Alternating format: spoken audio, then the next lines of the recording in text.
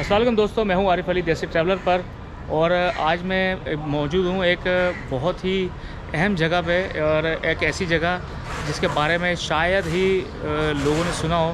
मैं समझता हूं शायद 100 में से किसी एक या दो बंदों को पता होगा या सुना होगा। एक ऐसा मज़हब जो कि पाकिस्तान में मौजूद है लेकिन लोगों की नज़रों से ओझल है। कराची के अंदर मैं इस टाइम पे मौजूद हूँ बहाई हॉल के अंदर। बहाई एक मज़हब है जिसकी शुरुआत जो है 1844 में होती है और उसके बाद जो है वो पूरी दुनिया के अंदर जो है ना फैल जाता है। और अभी कराची के अंदर जो है वो बहाई मज़हब के जो लोग हैं वो मौजूद हैं। और वो क्या है बहाई मज़हब, इसके बारे में जानेंगे। इनके क्या तौर तरीके हैं, क्या बिलीफ सिस्टम है और किस तरह की इबादत करते हैं, कैसे इबादत करते हैं और कितनी इबादत गाहें हैं, इनकी इबादत गाह को क्या कहते हैं, इनका कलमा क्या है और इनका सलाम कैसे होता है, इनकी शादियाँ कैसे होती हैं, इनकी जो आखिरी रसूमात हैं मरने के बाद वो क्या होती हैं, हलाल हराम का क्या कॉन्सेप्ट है, ये सब जानेंगे। कराची में मौजूद बहाई हॉल के अंदर मौजूद हूँ। बहाई एक मज़हब है जिसके जैसा कि मैंने बताया। तो आइए वीडियो शुरू करते हैं और आपको बताता हूँ इस बहाई मज़हब के बारे में। और जी मैं अभी इस बहाई हॉल के अंदर आ चुका हूँ। ये पूरा हम दिखाएंगे। मेरे साथ डॉक्टर फरहाद मशरकी साहब होंगे, उनकी हम गाइडेंस लेंगे, उनसे सारी बातें पूछेंगे और इस इमारत के बारे में बात करेंगे और ये जो बहाई जो मज़हब है इसके हवाले से बात करते हैं। कैसे हैं डॉक्टर साहब, खैरियत से? डॉक्टर साहब बहुत शुक्रिया, आपने हमारी जो रिक्वेस्ट थी उसको कबूल किया और यहाँ पे आने का मौका दिया और ये जानने का मौका दिया कि असल में जो बहाई जो एक मज़हब है पाकिस्तान के अंदर और पूरी दुनिया के अंदर, जाहिर सी बात है, तो ये क्या है इस हवाले से हम बात करेंगे। और आपका ये जो हॉल है और इबादत गाह, आपने मुझे बताया था, अभी बात हम कर रहे थे कि ये इबादत गाह नहीं है, ये एक हमारा एडमिनिस्ट्रेटिव हॉल है जहाँ पे हम जाके सारे गैदर होते हैं, जमा होते हैं। तो अच्छा डॉक्टर साहब ये बताइएगा कि जो बहाई है, ये जो मज़हब है, बहाई मज़हब है, अगर इसको हम किसी को समझाना चाहें तो कैसे बताएंगे क्या है बहाई? देखिए, दीन बहाई एक इंडिपेंडेंट रिलीजन है, ये किसी दीन का फ़िरका नहीं है और इस दीन को 182 साल हो गया है। अच्छा। और ये पूरी दुनिया में बहाईज़ मौजूद है। बहाई दीन जो है वो उल्फत और मोहब्बत का पैगाम देता है। बहाई दीन के जो बुनियादी असूल हैं वो वहदानियत पर है। अच्छा जी, जिसके ऊपर हम 3 वहदानियत, जो बुनियादी वहदानियत है उसकी हम बात करते हैं। सबसे पहले वहदानियत इलाही यानी वननेस ऑफ गॉड, कि खुदा एक है, उसका कोई माबूद नहीं, उसकी कोई शरीक नहीं है। दूसरी हम बात करते हैं वहदानियत अदियान, कि तमाम अदियान, तमाम दीन एक है, क्योंकि हर दीन की जो बुनियादी जो उसूल है और बुनियादी पैगाम है वो उल्फत और मोहब्बत है और इंसानियत है। और तीसरी हम बात करते हैं वहदत आलम इंसानी, कि सब इंसान एक है, सबको अल्लाह ने खल्क़ किया, अल्लाह ने पैदा किया, हम सब एक मिट्टी से पैदा हुए हैं और एक ही मिट्टी में जाएंगे। हम इन सबसे पहले 3 बुनियादी उसूलों पे हमारा ईमान है। अच्छा, अल्लाह की वहदानियत पे आपका ईमान है कि अल्लाह है, क्या उसके साथ कोई शरीक नहीं है? जी बिल्कुल। अच्छा डॉक्टर साहब ये बताइएगा कि जो बहाई मज़हब है इसकी शुरुआत कब और कहाँ से हुई थी? बहाई दीन की जो शुरुआत है वो 1844 शिराज़ के शहर ईरान में हुई और हज़रत सैयद अली मोहम्मद, जो बाद में उन्होंने लक़ब इख्तियार किया बाप का, उन्होंने वो मज़हर ज़हूर इलाही थे और उन्होंने ये ज़हूर किया कि वो मुबशर हैं और लोगों को तैयार करने आए कि एक बहुत बड़ा ज़हूर होने वाला है जिसको हम मन यज़हरुल्लाह कहते हैं। अच्छा। ये मन यज़हरुल्लाह का मतलब है जिसको अल्लाह ज़ाहिर करना चाहता है।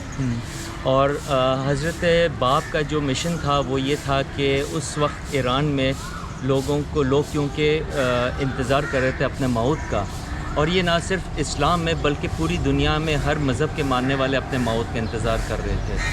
और हज़रत बाप वो मुबशिर थे जिन्होंने लोगों को तैयार करने के लिए कि बहुत बड़ा ज़हूर होने वाला है। यानी 1844 से ये शुरू होता है। 1844 से शुरू होता है। अच्छा डॉक्टर साहब ये बताइए कि 1844 में जब ये शुरू हो गया तो इसको जो इसके अंदर जो चीज़ें थीं, जो कवानीन थे, जो रूल्स थे, ये तब बनाए गए थे या पहले से कुछ चीज़ें थीं? देखिए, हज़रत बाप के दौर में हज़रत बाप पे एक मुक़द्दस किताब उन्होंने नाज़िल फरमाई जिसको किताब अल बयान कहते हैं। लेकिन हज़रत बाप का क्योंकि मिशन मुबशर का था और वो एक बहुत बड़े ज़हूर की आमद की बिशारत दे रहे थे। हज़रत बाप को 1850 तब्रेज़ में, जो ईरान का एक और शहर है, वहाँ पर शहीद किया जाता है और उसके बाद हज़रत बहाउल्लाह का ज़हूर होता है 1852 में, 1852 में। تہران میں جب حضرت بہاءاللہ کو سب سے پہلی بار ان کو قید کیا جاتا ہے، ایران کے شہر تہران میں سیاہ چال ایک قید خانہ ہوتا ہے، اور وہاں پر پہلی دفعہ ان پہ وحی نازل ہوتی ہے، اور حضرت بہاءاللہ کا جو پیغام ہے وہ یہ ہے کہ میں موعود کل ادیان ہوں۔ حضرت بہاءاللہ کی جو آمد ہے، جو بشارت ہے، وہ تمام دینوں میں دی گئی ہے، اور ہر دین کے ماننے والے وہ اپنے موت کا انتظار کرتے ہیں۔ تو ہم مانتے ہیں کہ حضرت بہاءاللہ وہ موعود ہے جس کا وعدہ ہر دین میں دیا گیا ہے۔ اچھا ڈاکٹر صاحب، ایسا تو نہیں ہے کیونکہ آپ نے بات کی جو پیغمبر تھے، جو بہاءاللہ تھے، تو ایسا تو نہیں ہے کہیں آپ اس مذہب کو مسلم مذہب کے ساتھ کہیں ایفیلیٹ کرتے ہو یا کوئی ایسوسیشن ہو، ایسا ہی ہے ایک الگ بالکل مذہب ہے؟ نہیں، یہ بالکل ایک الگ مذہب ہے۔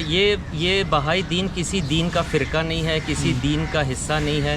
بہائی دین ایک انڈیپینڈنٹ ریلیجن ہے، اس کی اپنی ایک حیثیت ہے۔ حضرت بہاءاللہ اس کے مظہر ظہور الہی ہے، اور اس کی ایک پوری شریعت ہے۔ اور حضرت بہاءاللہ نے کتاب الاقدس، جو بہائیوں کے سب سے مقدس کتاب ہے، جو شریعت کی کتاب ہے، وہ نازل فرمائی۔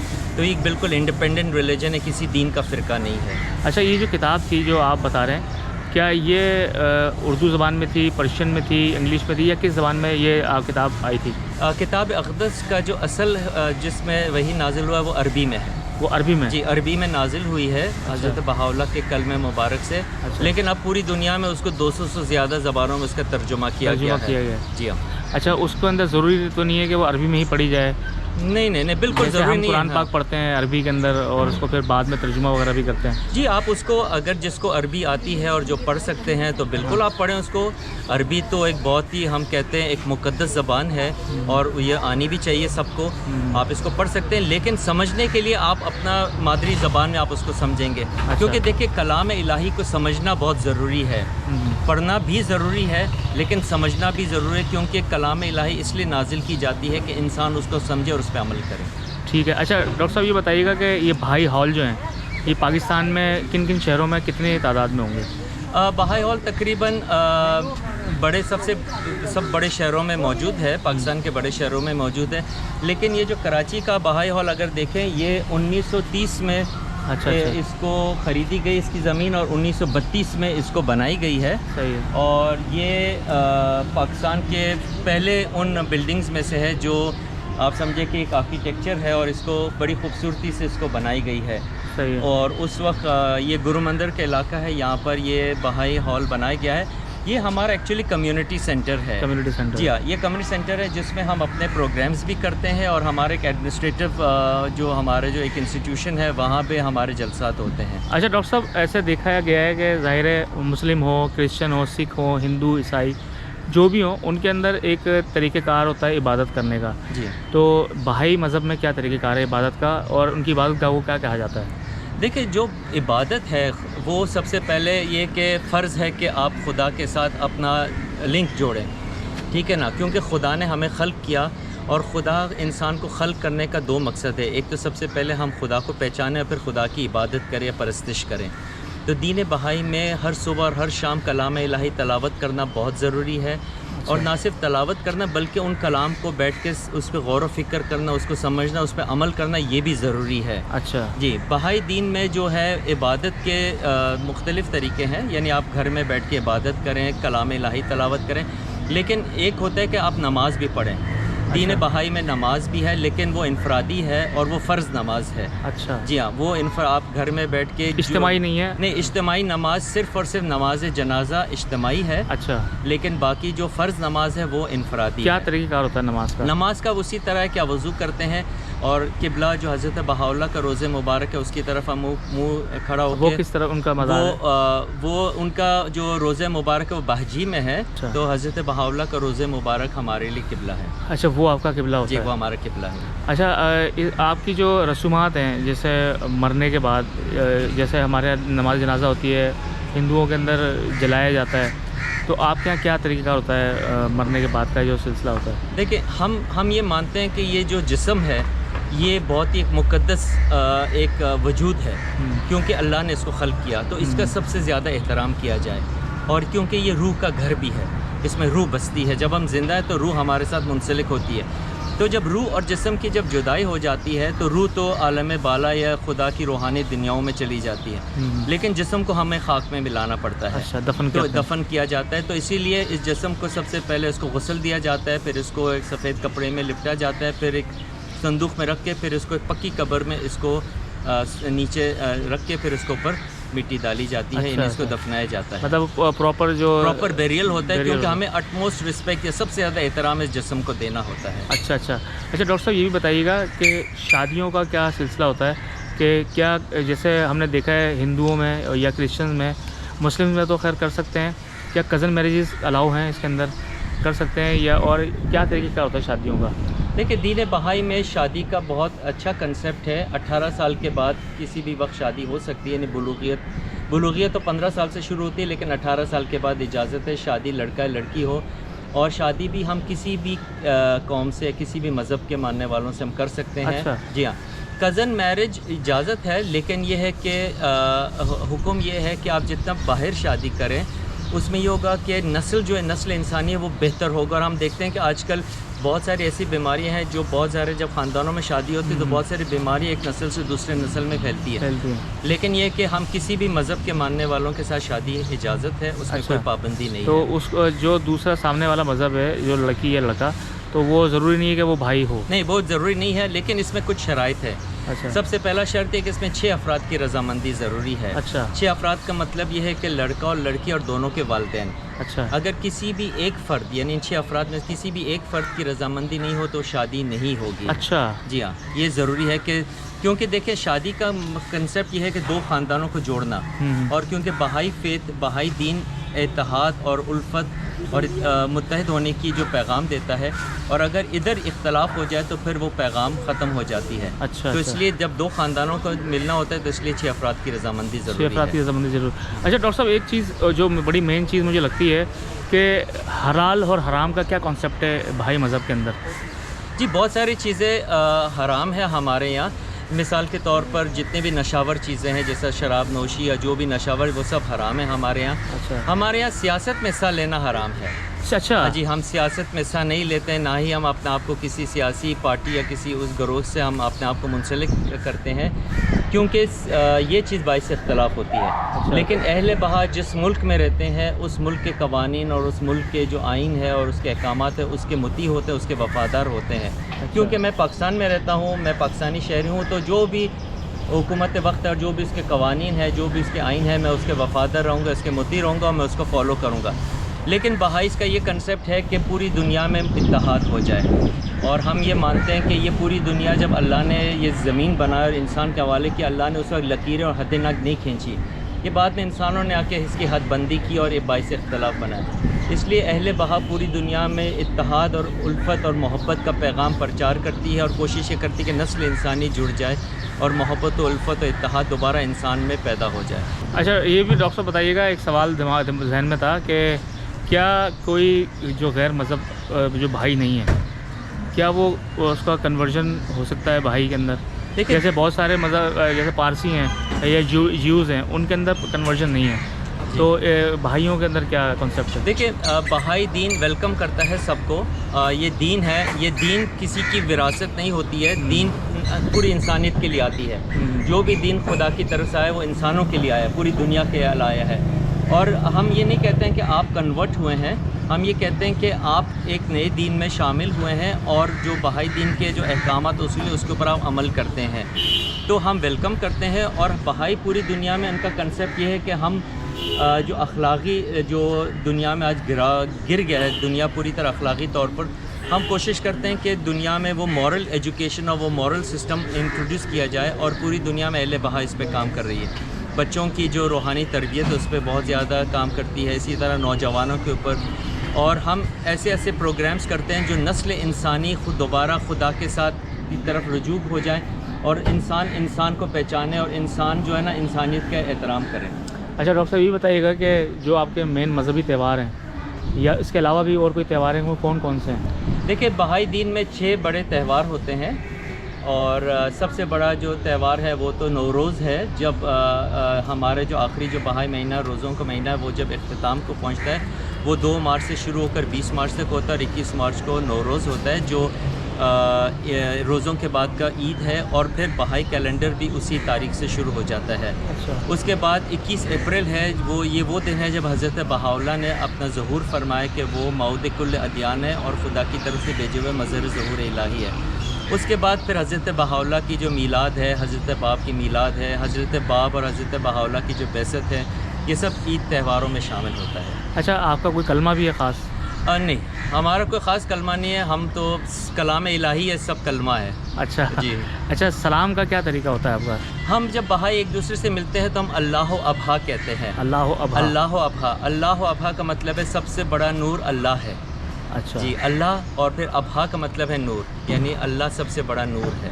اچھا، اللہ سب سے بڑا نور ہے۔ جی، ٹھیک ہے سر، نمبر 19 کو کیوں انتہائی اہم سمجھے جاتے ہیں؟ اس کے بارے میں تھوڑا سا بتائیں۔ دیکھیں، بہائی دین میں 9 اور 19 کو اہم سمجھا جاتا ہے۔ 9 کیونکہ یہ حروف ابجد کے حساب سے جو بہا ہے، جب حروف ابجد کے حساب سے لے لے تو یہ 9 ڈینوٹ ہوتا ہے۔ پھر 9 جو ہے نا، حروف میں سے جو نمبرز میں سے سب سے ہائیسٹ ڈیجٹ آتا ہے، ٹھیک ہے نا، اور یہ 9 جو ہے کیونکہ سب سے بڑا نام اللہ کا ہے، اس لیے ہم اس کو 9 کہتے ہیں۔ تو ابہا یعنی اللہ یعنی نور، تو اس لیے 9 ہے۔ 19 کیونکہ پہلے 19 وہ اشخاص تھے جو حضرت باب پر ایمان لاتے ہیں، ہم ان کو حروف ہی کہتے ہیں، اس لیے وہ 19 کا جو کنسیپٹ ہے وہ امپورٹنٹ ہے۔ سر، ہم نے یہ سنا ہے کہ کھانے پینے کے حوالے سے انسان خود اپنا انتخاب کر سکتے ہیں، اس میں کیا حقیقت ہے؟ اس کے بارے میں بتائیں۔ بالکل، آپ دیکھیں جو اللہ کی جتنی بھی نعمتیں ہیں آپ اس کو بالکل استعمال کر سکتے ہیں، اور اس کو کھانا بھی چاہیے، جیسا سبزی، دالیں، چاول، روٹی، ہر چیز آپ کھا لیں، اس میں کوئی آپ گوشت بھی استعمال کر سکتے ہیں، مچھلی بھی کھا سکتے ہیں، کوئی ممانعت نہیں ہے۔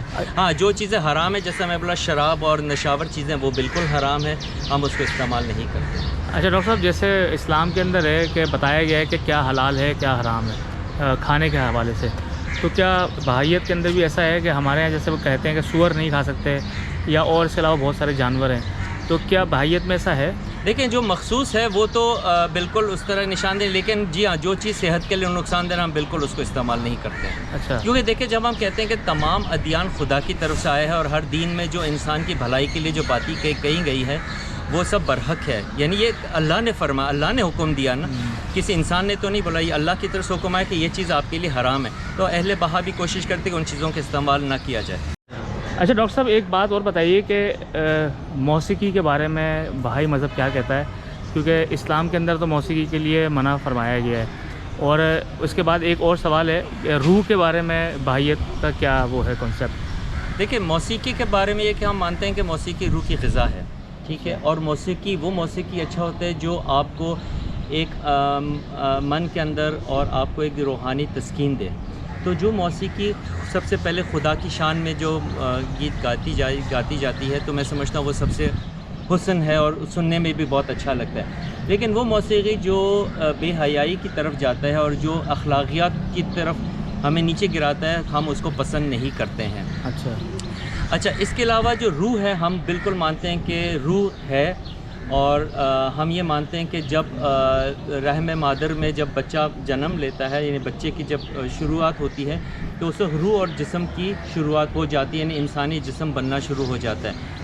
اور ہم یہ مانتے ہیں کہ انسان کے 3 عوالم ہے، ایک ہے عوالم مادری، جب بچہ ماں کے پیٹ میں ہے، دوسرا جب اس دنیا میں آتا ہے، جنم لیتا ہے، تو یہ دنیا ہے، اور پھر اس کے بعد کی ایک اور دنیا ہے جو بعد از موت ہم کہتے ہیں۔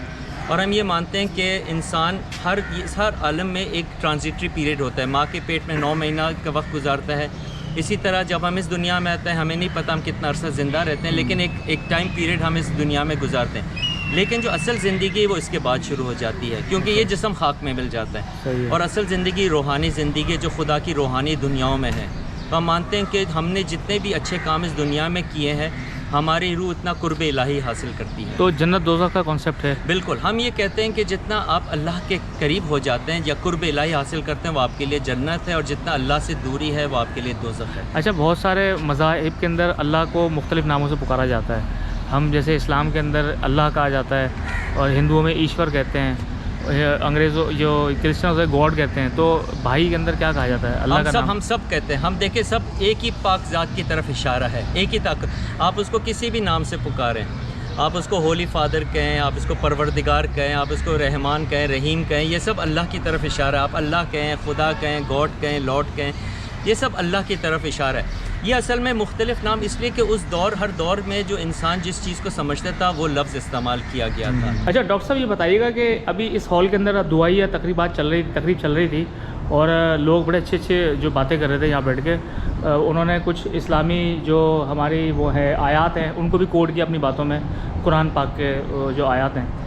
اچھا ایک سامنے جو مجھے یہ سائن نظر آ رہا ہے، یہ اس میں شاید کوئی پرشین میں کچھ لکھا ہے اور ساتھ 2 اسٹارز بنے. جی. یہ کیا چیز ہے، اس کو کیا کہتے ہیں؟ یہ جو ہے یہ اسم اعظم ہے اور یہ ایک سمبل ہے.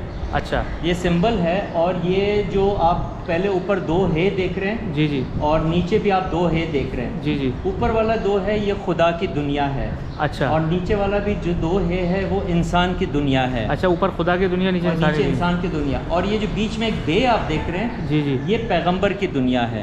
اچھا یعنی پیغمبر جو ہے وہ خدا اور انسان کے بیچ میں خدا کا پیغام جو ہے انسان تک پہنچاتا ہے. اچھا دوسرا آپ یہ دیکھتے ہیں کہ ایک اور اس طرح بے آپ کو نظر آ رہا ہے، جی. جو اوپر اور نیچے اس کو جوڑتی ہے، وہ بھی بے ہے. اور یہ جو دو ستارے نظر ہے، یہ انسان کی ہیکل ہے. یہ ہیکل اچھا. انسانی کی طرف اشارہ ہے. اچھا. یعنی سر، 2 ہاتھ اور 2 پاؤں. اچھا. یعنی یہ 2 مظہر ظہور الہی جو آج بہائی مانتے ہیں کہ اس دور میں 2 ظہور ہوا ہے، حضرت باب اور حضرت بہاءاللہ کا. تو ایک ہیکل انسانی حضرت باب ہے اور دوسرا حضرت بہاءاللہ ہے. اور یہ اس دور میں 2 پیغمبر تشریف لائے اور یہ جو اللہ کا پیغام ہے وہ انسان تک پہنچایا ہے. ٹھیک ہے. وہ جو دوسرا وہ بھی اسم اعظم ہے اور اس کو ہم یا بہاء الابہا پڑھتے ہیں. یا بہاء الابہا، یا بہاء الابہا یعنی اے نوروں کا نور. اچھا. یہ اللہ کی طرف نشاندہی کرتا ہے، اور کیونکہ سب سے بڑا اسم اللہ کا اس نام ہے اور اسم اعظم اللہ ہی ہے، تو سب نوروں کا نور اللہ ہے. ٹھیک ہے. تو اس کا یہ مطلب یا بہاء الابہا کا مطلب یہ یا اور اس کو ایک جو پرانا جو ایک پرشین کیلیگرافی ہے اس حساب سے اس کو لکھی گئی ہے. اچھا. تو یہ ہے یا بہاء الابہا. ٹھیک ہے، یا بہاء الابہا. ہاں، یہ نوروں کا نور. نوروں کو بہت بہت شکریہ ڈاکٹر صاحب، تھینک یو. اور جی یہ ہال ہے، یہاں پہ جو ہے دعائیہ تقریب کی جاتی ہے اور اس کے بعد لوگ اپنے اپنے پوائنٹ آف ویوز دیتے ہیں. اور یہ ایک جو ہال ہے، بہائی ہال ہے، اندر سے یہ پارکنگ ہے اور یہ پوری بلڈنگ ہے اس طرح کی.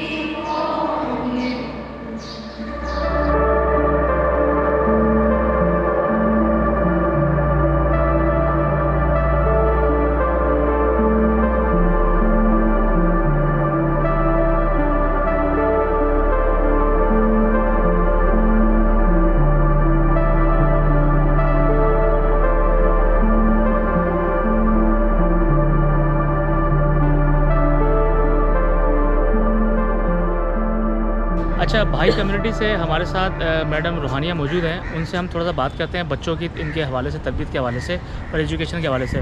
کیسی ہیں میڈم آپ، خیریت سے؟ بالکل ٹھیک، تھینک یو. اچھا میڈم یہ بتائیں کہ جو بھائیت کے اندر جو بچوں کی ایجوکیشن ہے، اس کے جیسے مثال کے طور پہ اسلام کے اندر ہم دیکھتے ہیں کہ ان کو مدرسہ بھیجا جاتا ہے یا قرآن پاک پڑھایا جاتا ہے اور اس طرح سے تربیت دی جاتی ہے، اسلام کے بارے میں بتایا تھا. بھائیت کے اندر بچوں کی ایجوکیشن کے حوالے سے کیا ہے اس کا؟ سو بہائی فیتھ میں بیسکلی ہم تربیت کو بہت اہمیت دیتے ہیں، اور جس طرح ہم جانتے ہیں کہ انسان جو ہے ایک تو یہ جسم ہے اور ہم روح کا مرکب ہے، تو ساتھ ہی ساتھ بہت ضروری ہے کہ ہم اپنے جسم کی نشو و نما کے لیے تو ہم بہت کچھ کرتے ہیں، لیکن اپنی روح کی ترقی کے لیے بھی ہم کچھ نہ کچھ کر رہے ہیں. اس کو بیسکلی ہم یہ بھی جانتے ہیں کہ ہمارے زندگی میں، اس دنیا میں آنے کا مقصد یہ ہے کہ ہم کس طرح سے ہم اگلی دنیا کے لیے خود کو آمادہ کر سکیں. اس کے لیے ہم یہ کوشش ہماری یہ ہے کہ کس طرح سے بچپن سے ہی، یعنی ایک بچہ جب اس دنیا میں آتا ہے، ہمیں پتہ ہے کہ اس میں اللہ نے بہت ساری خدائی جو صفات ہیں اس میں دی گئی ہیں، لیکن اس کو پروان چڑھانے کی ضرورت ہے، اس کو پالش کرنے کی ضرورت ہے. سو اس کے لیے بچپن سے یعنی تربیت کا جو یہ عمل ہے شروع ہوتا ہے. اس میں بچوں کی روحانی کلاسیں ہوتی ہیں جس میں وہ روحانی جو صفات ہے اس کو وہ مختلف سرگرمیوں کے ذریعے وہ سیکھتے ہیں. مثال کے طور پہ ہم اپنے بچوں کو اسکول تو بھیجتے ہیں، وہ دنیاوی تعلیم اور مادی تعلیم تو حاصل کر رہے ہوتے ہیں، لیکن یہ بھی ضروری ہے کہ وہ جو خدائی صفات ہے وہ بچپن سے ہی ان میں پروان چڑھائی جائے. جیسے سچ بولنا ہے، انصاف ہے، یہ بنیادی جو روحانی صفات ہے اس کو وہ مختلف سرگرمیوں، مثال کے طور پہ اقتباس کے ذریعے، کلام الہی کے ذریعے، کہانی، گیت، رنگ بڑھنے کے ذریعے ان صفات کو وہ سیکھتے ہیں. اور آپ تصور کریں کہ ایک بچہ اگر بچپن سے، ایک 5 سال کا بچہ یہ ساری روحانی صفات سیکھ رہا ہوگا تو بڑے ہو کے کس طرح کا ایک انسان بنے گا. ہم جب اپنے ارد گرد معاشرے میں بھی دیکھتے ہیں، اصل جس چیز کی کمی ہے وہ ان روحانی صفات کا اظہار ہی ہے. اور یہ بچوں کا جو پروگرام ہے 5 سے 10 سال کی عمر کے لیے ہے، لیکن ساتھ ہی ساتھ ایک الگ پروگرام نوجوانوں کے لیے جو کہ وہ افراد جو کہ 11 سے 15 سال کے درمیان ہوتے ہیں. کیونکہ ہم یہ بھی جانتے ہیں کہ 11 سے 15 سال کا جو ایک ایج ہے کسی بھی فرد کے لیے ایک بہت ہی ایک کروشل اور ایک بہت اہمیت والا ایک فیز ہوتا ہے. وہ بہت جسمانی تبدیلیوں سے گزر رہا ہوتا ہے اور اس میں بہت ساری ذہنی تبدیلیاں بھی آ رہی ہوتی ہیں اور اس کے ذہنوں میں بہت سوال ہوتے ہیں. اور بہت ضروری ہے کہ اس عمر میں، کیونکہ ان میں قوتیں بہت ہیں، ان کی قوتوں کو اور صلاحیتوں کو ایک صحیح، ایک مثبت راستے میں لے کے جایا جائے. حیثیت بھائی، آپ کو پاکستان کے اندر کسی قسم کا کوئی ہرڈل، کوئی مشکل، کوئی چیز ایسی فیس کرنی پڑی ہو کہ جو آپ بتانا چاہیں کہ میں نے بحیثیت بھائی جو ہے نا ہمیں یہ فیس کرنا پڑتا ہے؟ لیکن جو آپ کا جو سوال تھا کہ اگر کوئی مشکلات نہیں، سو فار اس طرح کے کوئی بھی ایشوز ہمیں بہائی ہونے کی حیثیت سے کبھی بھی فیس نہیں کیا. الحمدللہ لوگ بہت اوپن ہیں، بہت رسپیکٹفل ہے. اینڈ جنرلی ہم بھی یہ سیکھ رہے ہیں کہ کس طرح سے سب کے ساتھ پیار محبت کے ساتھ ہم کام کریں. اور بہت امپورٹنٹ ہے کہ ہم دوسروں کی اسٹرینگس پہ دیکھیں، ان چیزوں پہ فوکس کریں جو ہمیں یکساں ہے. چیزیں بہت ساری الگ الگ بھی ہیں. ظاہر ہے ہم ابھی جب صبح کو دعائے جلسے میں بھی ہم لوگ پڑھ رہے تھے کہ ہم اس دنیا میں ہم سب ایک نہیں ہیں، یعنی ایک ان اے سینس کہ ہم سب مختلف ہیں. ہمارے یہ تنوع میں ہی خوبصورتی ہے اس دنیا کی. لیکن بہت ضروری وہ چیز جو ہمیں ایک کر رہا ہے وہ اللہ تعالیٰ کی ذات ہے، اس کا جو پیام ہے، جو کلام الہی ہے، اس پہ ہم فوکس کریں اور مل کے کس طرح سے ہم دوسروں کے ساتھ بھی اس چیز پہ ہم فوکس کریں جو ہمیں ایک کر رہا ہے. کیونکہ اگر ہم کسی کی ایک یعنی جو چیز ہمیں الگ ہے اس میں جائیں گے تو وہ ہمارے بیچ میں تنازع کا سبب بن سکتا ہے. اچھا، ایک چیز اور بتائیے گا کہ جیسے مسلم ہوتے ہیں، ان کی کوشش یہ ہوتی ہے کہ اپنے مذہب کے اندر شادی کی جائے، تو بھائی مذہب کی جو نوجوان نسل ہے ان کا کیا رجحان ہے؟ کیا وہ ان کو اس طرح کی گھر سے کوئی پابندی ہوتی ہے کہ بھائی آپ نے بھائی میں ہی شادی کرنی ہے؟ مطلب منع تو نہیں ہے لیکن نوجوان نسل کا کیا رجحان ہے اس حوالے سے؟ نہیں، ایسے کوئی اس طرح کا نہیں ہے. کوئی بھی جوان آزاد ہے، وہ جس سے چاہے وہ شادی کر لے. لیکن اس میں بہت امپورٹنٹ یہ ہے کہ ہم بہائی قانون ہے کہ جب لڑکا لڑکی ایک دوسرے کو پسند کر لیں تو اس کے بعد والدین کی رضامندی بہت ضروری ہے. صحیح. دیکھیں اس میں جتنے بھی مقدس کتابیں ہیں نا، جی ہم نے رکھی ہے. کتاب اقدس بھی ہے، قرآن پاک بھی ہے. اچھا، دیکھیں سب دیکھیں. اور یہ دیکھیں قرآن. اچھا، یہ قرآن بھی رکھا ہے، بائبل بھی اس میں ہے، بائبل بھی ہے. ہاں، یہ تمام مقدس کتابیں ہم نے ایک جگہ رکھی ہے. اچھا، کیونکہ ہم مانتے ہیں کہ یہ سب کلام الہی ہے، یہ اللہ کا کلام ہے. اور جو اللہ نے اپنے وقتاً فوقتاً اپنے جو برگزیدہ پیغمبر بھیجے ہیں، یہ ان کے ذریعے یہ کلام اللہ نے نازل فرمائے اور آج کتابی شکل میں. اور ہم اس مانتے ہیں کہ یہ سب اللہ کا کلام ہے اور اس کو پڑھنا چاہیے. لیکن پڑھنے کے علاوہ اس کو سمجھنا بھی چاہیے کہ اس میں کیا پتہ ہے کہ اللہ نے کیا ہدایت دی انسان کو اور انسان اس پہ عمل بھی کرے. حضرت بہاءاللہ کی کوئی تصویر نہیں ہے. یہ ہمارے جتنے بھی پہلے جو بہائس تھے، جو بر صغیر سے پہلے اور اس کے بعد بھی، یہ ان کی پرانی تصویریں ہیں. اور یہ دیکھیں، یہ جو بہائی ہال پہلے جس طرح تھا، یہ تھا اس طرح. ہاں، اس طرح تھا. اور یہ پرانی تصویریں ہیں. اچھا.